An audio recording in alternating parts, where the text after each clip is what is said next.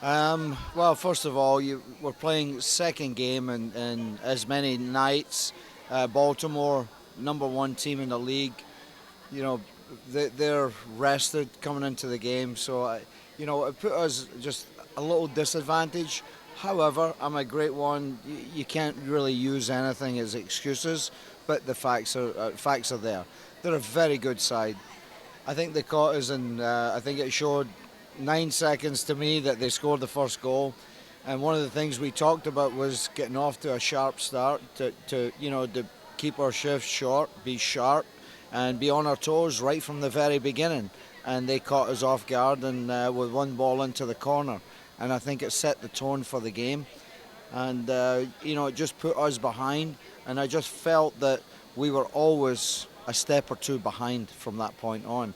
Had we been able to respond early on, I thought that could have been different. But I think fatigue showed in, on our part, amongst other things.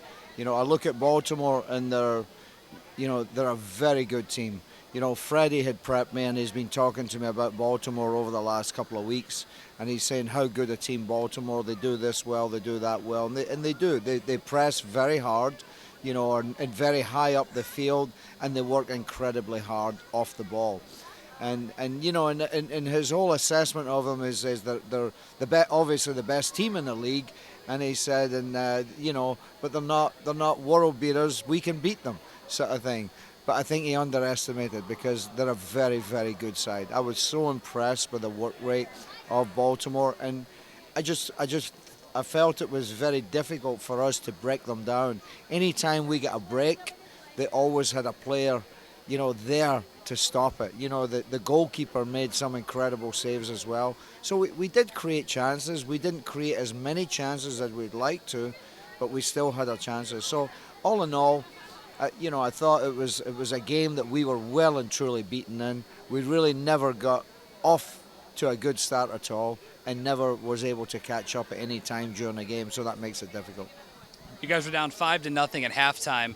Talk about what halftime adjustments you guys made heading into that second half. Well, it's obviously some of the things that we talked about is knowing that they pressed us high. Was we want to try and play out of the back quicker, and have our midfield players trying to get into the gaps so that we could create more space in behind for our strikers.